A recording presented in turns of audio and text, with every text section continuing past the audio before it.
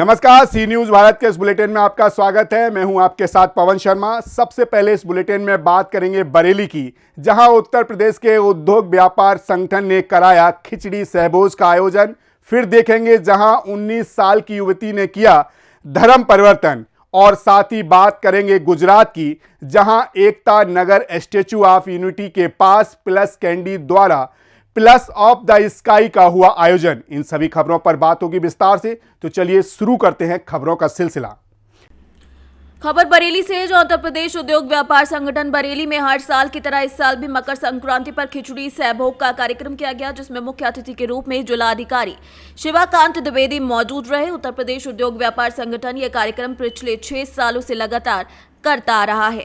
कार्यक्रम में अग्रिम गुप्ता, कुलभूषण, मनोज वाजपेयी, ब्रजेश कुमार समेत कई लोगों का सहयोग रहा। समस्त देशवासियों को, बरेली वासियों को लोहड़ी पर्व की बहुत बहुत बधाई और हार्दिक शुभकामनाएं।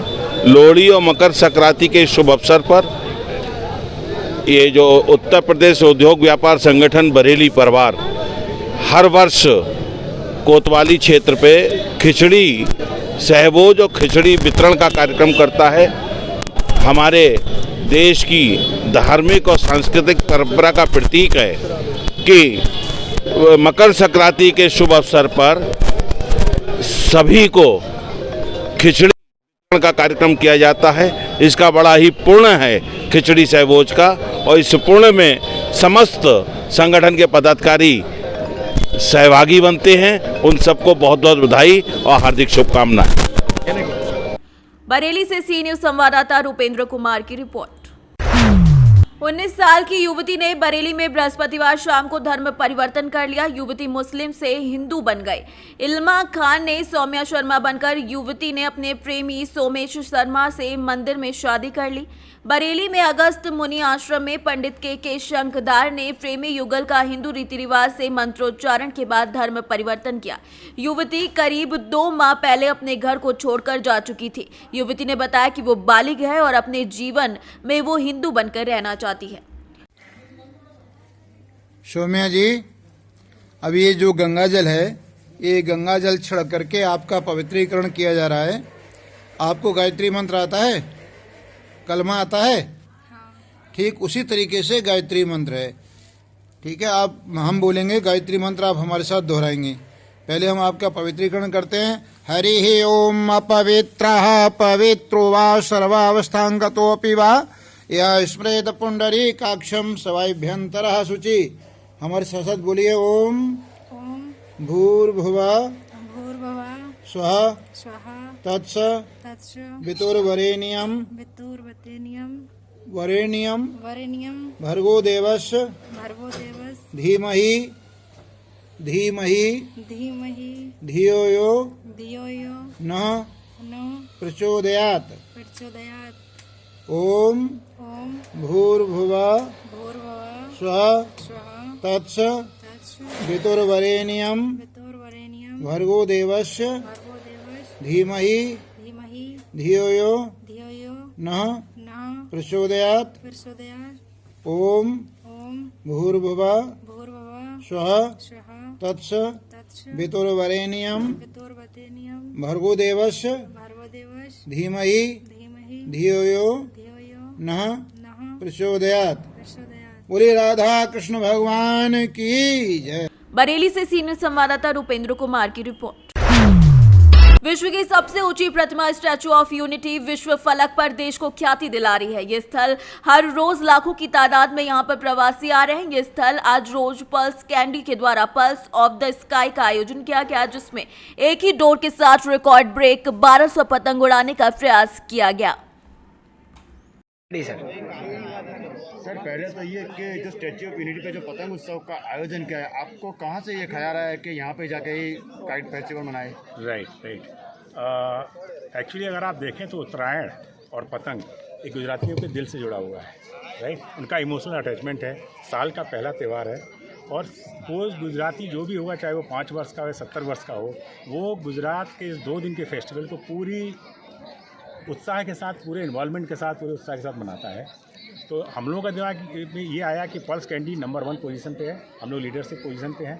पिछले 6 साल से हम लोग लीडरशिप मेंटेन करके रखे हुए हैं, और जो भी लीडर होता है अगर उसको लीडरशिप मेंटेन करनी है तो कुछ अलग से करके काम करना पड़ेगा, कुछ यूनिक चीज़ करनी पड़ेगी, कुछ एक्स्ट्रा ऑर्डिनरी चीज़ करनी पड़ेगी। पहले भी हम लोगों ने जो भी पल्स के लिए एक्टिविटी की है वो हमेशा हम लोगों ने बहुत ही अच्छी, यूनिक और एक्स्ट्रा ऑर्डिनरी की है। इस बार भी हमारा ये सोचना था कि स्टैच्यू ऑफ यूनिटी गुजरात के लिए फख्र का जगह है, देश के लिए फख्र की जगह है, जहाँ पे पूरा देश यूनाइट हो चुका है, जहाँ पूरा गुजरात यूनाइट हो चुका है, राइट। सो हमने ये चाहा कि ये गुजरातियों का जो उत्तरायण पहला त्यौहार है, उनका जो पतंग उड़ाने की हाइट होती है वो सब आज के दिन टेरेस पे चढ़ जाते, कोई भी नीचे नहीं रहता है, और हमारी पल्स कैंडी भी नंबर 1 पे है। हमारा उन दोनों को एक साथ यूनाइट करके गुजरातियों के साथ, उनकी पतंग के साथ हमने पल्स कैंडी को यूनाइट करना था। પલ્સ ઓર્ગેનાઇઝેશનના માધ્યમથી અને રેડિયો મિર્ચીના સાથથી આજે સ્ટેચ્યુ ઓફ યુનિટી કે જ્યાં સરદાર વલ્લભભાઈ પટેલની 182 મીટર વિશ્વની સૌથી ઊંચી પ્રતિમાનું નિર્માણ થયેલું છે, એમના સાનિધ્યમાં આજે 1200 પતંગ એક જ દોરીમાં બાંધીને ચગાવવાનો એક આ દેશનો રેકોર્ડ થવા જઈ રહ્યો છે, અને હવાએ પણ એમને સાથ આપ્યો છે, અને વડાપ્રધાન નરેન્દ્રભાઈ મોદીનું આ ડ્રીમલેન્ડ કે જ્યાં એસઓએ ઉપર અવનવા પ્રોજેક્ટો બનીને લોકોને ટુરિઝમ ક્ષેત્રે આકર્ષવા માટેના નીત નવા પ્રયોગો થતા હોય છે, અને આ પતંગો એક દોરીમાં બાંધીને દુનિયાને એક સંદેશ આપવા માગીએ છીએ કે એક સાથે બધી જ પતંગો જેમ આકાશમાં ઊંચાઈને આંબી જાય છે, તેમ આ દેશના, આ ગુજરાતના બધા જ લોકો એક સાથે રહીને, એક સમાન રહીને એક સમન્વયતાનું એક ઉત્તમ ઉદાહરણ પૂરું પાડવા જઈ રહ્યા છીએ। ત્યારે એક ભારત શ્રેષ્ઠ ભારતનો જે નારો છે એ આજે સાકાર થવા જઈ રહ્યો છે, અને આપણા વડાપ્રધાન નરેન્દ્રભાઈ મોદીનું આ ડ્રીમ સ્વપ્નું ખરેખર એક રેકોર્ડ બનવા માટે જઈ રહ્યું છે, ત્યારે અમને ખરેખર ખૂબ જ આનંદ સાથે ગૌરવની લાગણી થાય છે। सर, रिगार्डिंग आज की एक्टिविटी में थोड़ा इन्फॉर्मेशन बताइए ना। पल्स कैंडी इंडिया की सबसे बड़ी कैंडी, पिछले 6 साल से they are leader in this. So Uttarayan एक बहुत बड़ा बढ़िया फेस्टिवल है, जिसमें हमने सोचा कि पतंग को क्यों ना हम लोग और अलग ऊंचाइयों तक लेके जाएं। सो हमारे दिमाग में एक थॉट आया कि 1200 पतंग एक धागे में पिरो के स्टैच्यू ऑफ यूनिटी पे लेके जाए। स्टैच्यू ऑफ यूनिटी एकता का प्रतीक है, तो हमने उस चीज़ को सोचते हुए एक ही धागे में पिरो के 1200 पतंगे हमने डाले। यही चूज़ करने का रीज़न कोई? As I said, statue of unity Sardar Vallabhbhai Patel जी ने पूरे देश को जोड़ा था। हमने वो कोशिश करी है कि उस चीज़ को हम थोड़ा आगे लेके चलें। उत्तरायण लेके आता है, खुशी का पर्व है, हार्वेस्टिंग होती है, सो हम उस चीज़ को आगे लेके पतंग के द्वारा, और हर किसी ने बचपन में पतंग उड़ाई, और पतंग जब उड़ाता है बंदा तो आप देखते हैं कि अब उसकी ऊंचाई की तरफ देखता है, और वो पल्स उसकी खुद बढ़ जाती है। जब पतंग ऊपर जाती है तो खुद की पल्स रेट बढ़ जाता है। तो उस थॉट को लेते हुए पल्स के साथ हमने ये कैंडी लिखी है। आपका नाम सर जी? राहुल गुप्ता। કેમ છો બધા? હું છું આરજે પૂજા। રેડિયો મિર્ચીમાં સાંજનો શો તમારા માટે વડોદરામાં લઈને આવું છું। આજે હું આવી છું સ્ટેચ્યુ ઓફ યુનિટી, જ્યાં પલ્સે આયોજિત કર્યું છે એક બહુ જ સુંદર પ્રોગ્રામ, જ્યાં 1200 પતંગ એક સાથે એક જ માંજાએ ઉડી રહી છે, અને એ બહુ જ અદ્ભુત નજારો છે। તો મને અહીંયા આવીને આ ઇવેન્ટ કવર કરવાનો જે મોકો મળ્યો છે, આઈ એમ વેરી હેપી। બધા જ બહુ અનુભવી લોકોથી મને મળવાનો મોકો મળ્યો છે, તો આઈ એમ વેરી હેપી। તો બધાને એક જ મેસેજ છે કે જેવી રીતે સરદાર વલ્લભભાઈ પટેલે આખા ઇન્ડિયાને એક કર્યું હતું, એક જ દોરીએ એવી રીતે આપણે આજે 1200 પતંગ જે છે એમને આસમાનમાં ચગતા અને રેકોર્ડ બ્રેક કરતા, ઇન્ડિયાનું રેકોર્ડ બ્રેક કરતા, ઇન્ડિયાની લોંગેસ્ટ કાઇટ ટ્રેલ બનતા આપણે જોઈ રહ્યા છે। તો આ અનુભવ માટે હું થેન્ક યુ કહેવા ઈચ્છું છું પલ્સને, મિર્ચીને અને બધાને। Thank you so much. Gujarat से सी न्यूज संवाददाता वसीम मेमन की रिपोर्ट। खबर नीलांबरपुर खबर नीलांबर पीतांबरपुर से है। प्रखंड मुख्यालय स्थित महावीर मंदिर परिसर में श्री मारुति महायज्ञ से हनुमत प्राण प्रतिष्ठा यज्ञ का कलश यात्रा गाजी बागदे के साथ निकाली गई। इस कलश यात्रा के मुख्य अतिथि पांकी विधायक कुशवाहा, डॉक्टर शशि भूषण मेहता, समाज सेवी अनिल साहू, मुखिया रेखा देवी ने कलश लेकर यात्रा का शुभारंभ किया। कलश यात्रा में बड़ी संख्या में महिलाएं, पुरुष और बच्ची कलश यात्रा में शामिल रहे। कलश यात्रा लेसीगंज महावीर मंदिर से शुरू होकर लेसीगंज थाना चौक, पतराही, गोपालगंज होते हुए काफी मार्गों से गुजरा। इस दौरान यात्रा में शामिल श्रद्धालुओं का उत्साह देखने लायक था। झारखंड से सी न्यूज संवाददाता अवधेश की रिपोर्ट। सारंगपुर में पाटीदार समाज समिति के द्वारा 26 जनवरी को होने वाले सामूहिक विवाह सम्मेलन की पत्रिका का अध्यक्ष, उपाध्यक्ष और समिति सदस्य के द्वारा विमोचन किया गया और सभी समाजजनों से अपील की गई कि आप ज्यादा से ज्यादा संख्या में पधारकर 26 जनवरी को 22 जोड़ों जो कि परिणय सूत्र में बनने जा रहे हैं, उन सभी को आशीर्वाद दें। नमस्ते सर जी, कैसा क्या प्रोग्राम है सर जी?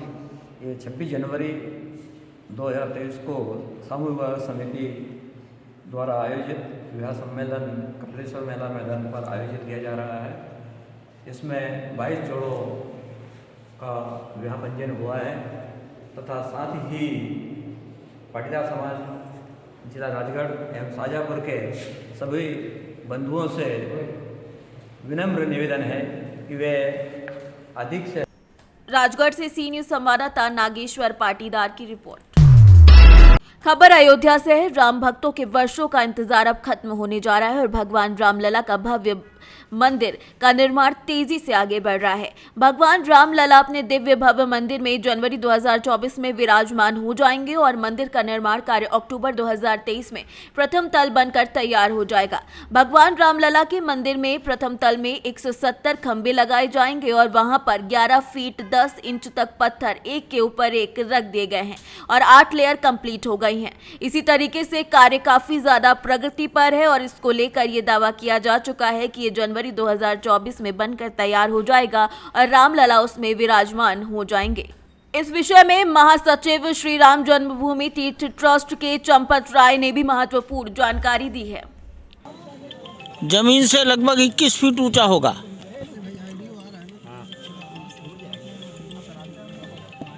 वहां से 11 फीट 10 इंच तक पत्थर एक के ऊपर एक रख दिया गया है। 8 लेयर कंप्लीट हो गई हैं और जिस फ्लोर पर आप खड़े थे उसके नीचे भी 5 फीट पत्थर को चारों तरफ ग्रेनाइट से फांसा गया है नींव की मजबूती के लिए।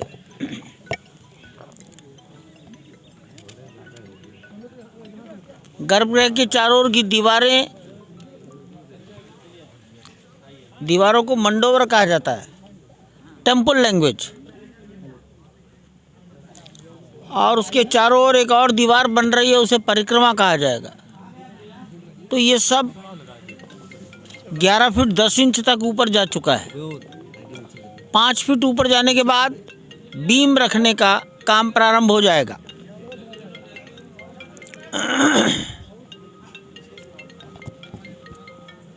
ग्राउंड फ्लोर पर लगभग 170 खंभे लगेंगे। लगभग सभी खंभों का कहीं 2 कहीं 3 पीस एक के ऊपर एक रख दिए गए हैं। अयोध्या से सी न्यूज संवाददाता सुनील तिवारी की रिपोर्ट। रेलवे सुरक्षा बल पोस्ट बलिया के क्षेत्राधिकार में अवैध अतिक्रमण हटाने के संबंध में रेलवे प्रशासन के द्वारा जेसीबी के द्वारा हटाई गई। पूर्व निर्धारित कार्यक्रम के अनुसार बलिया स्थित गेट 31B और अमृतपाली अंडरपास के पास के स्टाफ IPF BUI के 7-8 स्टाफ समेत कई जगह पर जेसीबी के द्वारा शांतिपूर्ण ढंग से हटाया गया। बलिया से सीनियर संवाददाता राजू गुप्ता की रिपोर्ट।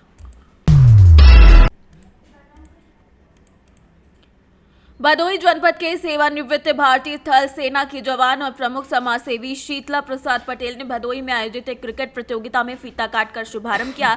इस अवसर पर उन्होंने खेल खिलाड़ियों के प्रोत्साहन के लिए एक बड़ी राशि प्रदान की। उन्होंने भरोसा दिलाया कि अगर जनता का आगे आशीर्वाद मिलेगा तो निश्चित रूप से जनपद में खेल और खिलाड़ियों के सम्मान के लिए एक बेहतर क्रिकेट ग्राउंड का निर्माण करवाया जाएगा। भदोही से सीनियर संवाददाता नितेश उपाध्याय की रिपोर्ट। हमीरपुर के अंतर्गत सुमेरपुर कस्बे में आज नेहा नर्सिंग होम के बस, टेम्पो, टैक्सी ड्राइवरों, परिचालकों के साथ सड़क सुरक्षा जागरूकता और प्रशिक्षण कार्यक्रम चलाया गया। इस जागरूकता कार्यक्रम में दरोगा राहुल मिश्रा ने चालकों, परिचालकों को बुंदेलखंड एक्सप्रेसवे पर हो रही दुर्घटनाओं के विषय में बताया। ये दुर्घटनाएं तेज गति, रॉन्ग साइड और कोहरे के चलते हो रही हैं। इन तीनों स्थितियों से बचें, अपनी लेन में ही ड्राइविंग करें, रॉन्ग साइड बिल्कुल भी ना चलें। इस मौके पर हिंदुस्तान यूनिलीवर के कर्मचारी उमाकांत तिवारी, पलाश, हर्षित समेत कई लोग मौजूद रहे। सुमेरपुर में हम लोग ये फंक्शन कर रहे थे, हिंदुस्तान यूनिलीवर की तरफ से नेशनल रोड सेफ्टी कैंपेन कर रहे हैं। तो इसमें हम लोग क्या करते हैं कि हिंदुस्तान यूनिलीवर की तरफ से हमारा एक छोटा सा प्रयास है कि सड़क पे जाने वाले जो बाइक चलाने वाले बंदे हैं उनका हेलमेट पहनना चाहिए, क्यों हेलमेट पहनना चाहिए, उसके पीछे उनका परिवार है, ये सारे के बारे में उनको जागरूक करने का हमारा एक छोटा प्रयास है। कितने लोगों को आपने जागरूक किया फिलहाल इस कार्यक्रम में? फिलहाल अभी तक तो हम लोग 100 के ऊपर रोड सवारी को हम लोग जागरूक किए हैं। शासन प्रशासन के द्वारा क्या सहयोग?